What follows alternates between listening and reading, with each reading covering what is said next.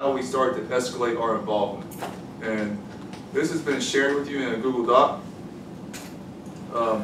Mr. Gordon pointed out about 1965 there were 50,000 troops in Vietnam. Remember, that Gulf of Tonkin is kind of like a blank check. If somebody gives you a blank check, what are you going to do?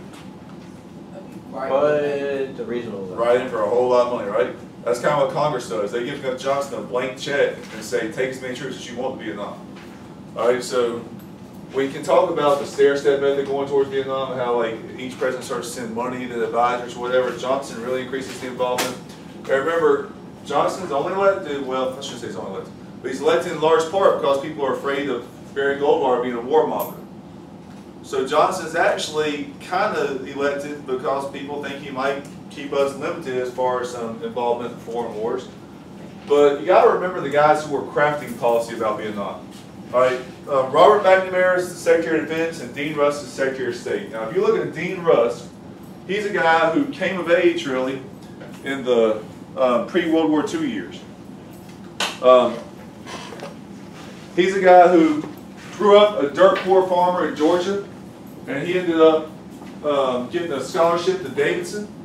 After Davidson, which is a kind of expensive private school, it's a good school, kind of near Charlotte. After Davidson, he got a Rhodes Scholarship. So he's in England in 1938. And what's going on in England in 1938, Europe in general in 1938? 1938, this is 2 years before World War I starts. What happens that a lot of people down the road said we shouldn't have done? Say what? You got that bomb once again? 1938? If you can't get simple questions, I'm being videotaped, so I'm going to be nicer than I was about to be. But, so let me be fake Scruggs and smile and say, come on, children. 1938, remember, this was Munich, okay? This was when the Munich Agreement was signed, when Neville Chamberlain signed away the Sudetenland. All right? Yeah. But that Sudetenland giveaway, remember, didn't really satisfy Hitler's wants, because Hitler still kept wanting more and more land. So people like Dean Rusk, who was a student as a Rhodes Scholar at the time in England, he was remembering that. So when he sees somebody like a communist leader like Ho Chi Minh, that's all he's thinking. He's thinking, look what happened when we tried to appease Hitler. So people like that, they come of age in the years of dictators taking over the world. So that's the kind of mindset they're looking at people like Ho Chi Minh. And, Ho Chi Minh, we really misunderstood him. All we saw was, hey, he's a red, he's a communist, let's go get him. But to him, communism was just kind of the vehicle that he chose to help Vietnam get their independence. All right, now there's another guy that's going to be a big American name in Vietnam named William Westmoreland. William Westmoreland was the general that really gets a lot of the, I guess, credit or heat, depending on how you look at it. Most people say the heat for escalating U.S. involvement, and he's a guy that I got to meet when I was in 3rd grade. So for you folks watching at home, we'll show y'all this picture, and just to prove that, I've always been good looking. We can't hardly see that. There we go. You can see me there. All right, when I was in 3rd grade, I had to do a project on him, and this postboard over here by Brooke actually is a bunch of microfilm copies I had to make from old newspaper articles, because when I was in 3rd grade, this is 25 years ago, we didn't have Google to do research projects and things like that, so this is what I had to turn in.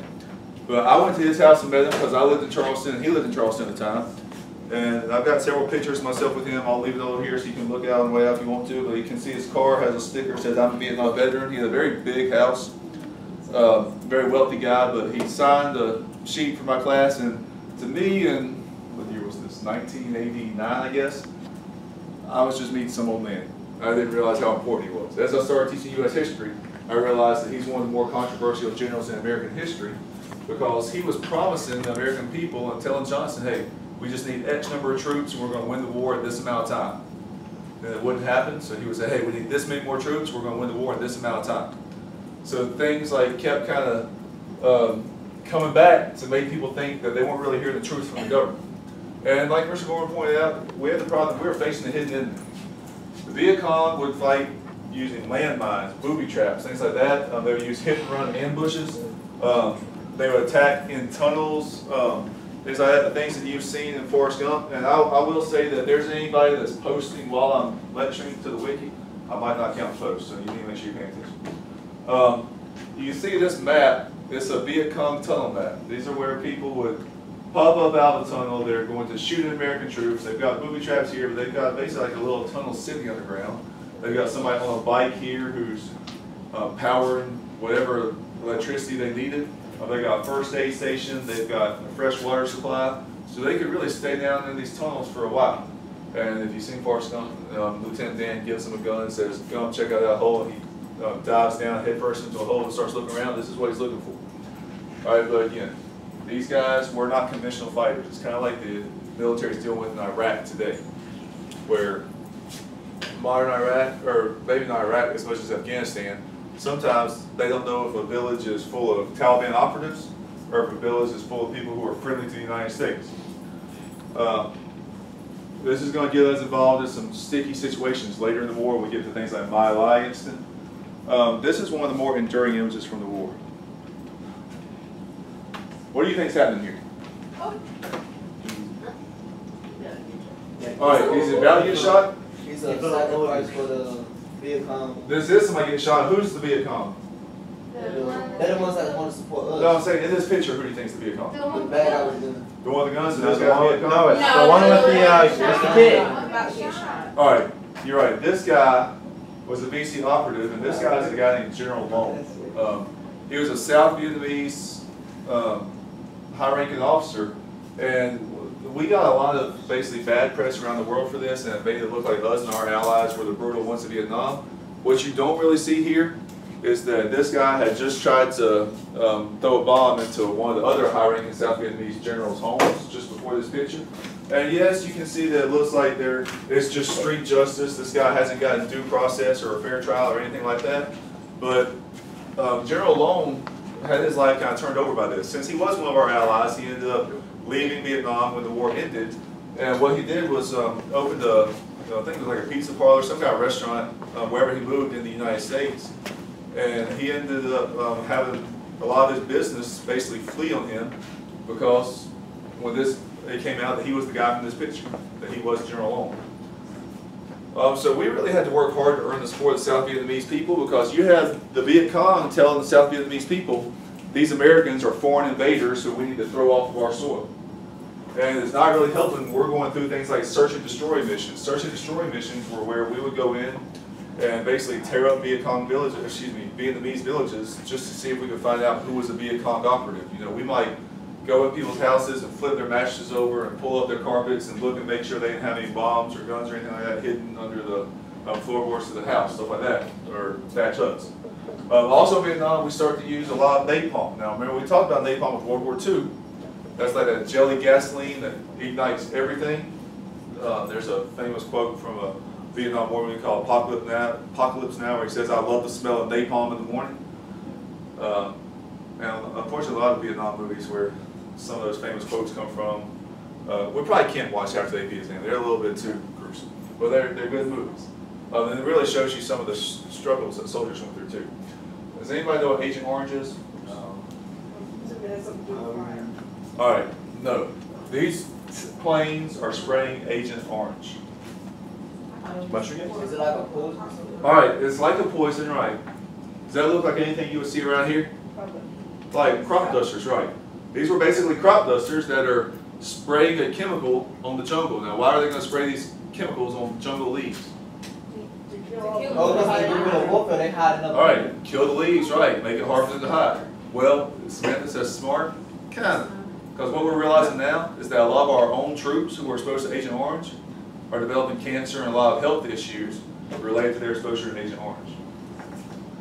Now, U.S. troop morale started to decline. And not only were people at home protesting the war, some U.S. troops didn't really believe they were over there for the right purposes. Drug use went up among troops. And if you were a prisoner of war, you really faced a difficult struggle. This is John McCain. And why do we know John McCain's name from recent politics? Yeah, he ran for president on the Republican ticket in 2008 against Barack Obama. Well, he spent 7 years in what was called the Hanoi Hilton, which was a Vietnamese prisoner of war camp. And Vietnamese prisoners of war, or American prisoners in Vietnam, they went through some very, very tough circumstances. They were sometimes kept in like tiny bamboo cages and tortured, things like that. We're going to watch a video in a second from a guy who was being interviewed by his captors to show that he was treated well.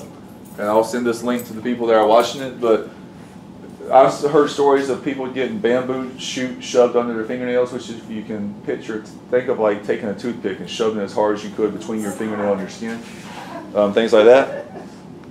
But this guy, Jeremiah Denton, was also a Vietnamese prisoner of war. And we're going to look at this clip, and I want you to see if you can pick up what he's doing. All right. So what? Do I think McCain will try to run? Yeah, I got it. All right. Eventually, Johnson realized that his Great Society programs were being put on hold for the Vietnam War. The message support really dovetails, and we'll talk on Monday more about the counterculture movement and hippies and Woodstock. But a lot of the things that you've seen in, like maybe Forrest Gump, the protests and all, those were going on. And LBJ, you know, it's Lyndon Baines Johnson, he could hear people what they were shouting. One of the war chants was, "Hey, hey, LBJ, how many kids have you killed today?" Hey. That makes me think of another one of the famous quotes I mentioned. I love the smell of napalm in the morning. How many of y'all seen Full Metal Jacket? Well, that's one where you definitely can see like how soldiers develop PTSD, things like that. But there's a quote in there where somebody asked the soldier, "How can you kill women and children?" He says, "It's easy. You just don't lead them as much." So you get some soldiers. Do you want to say? No. When we switch the recordings, we'll explain in a minute. But a lot of soldiers start to get hardened to the war effort, while some soldiers start to like kind of have that moral issue with the war. So you kind of had two different extremes in the military. And you see another enduring picture from the war of a guy putting flowers into the ends of soldiers' guns there. This really is a war that's brought into people's homes. This is Walter Cronkite, who's one of the more prominent news anchors of the time. And Johnson knew once he lost Cronkite's support, he would have lost American people's support. But I told you, Westmoreland kept promising, hey, they're going to surrender any day now. When they didn't, people started to say, maybe there's a credibility gap. Maybe the government isn't always telling us the truth. So this living room war situation really makes people lose support for our squad.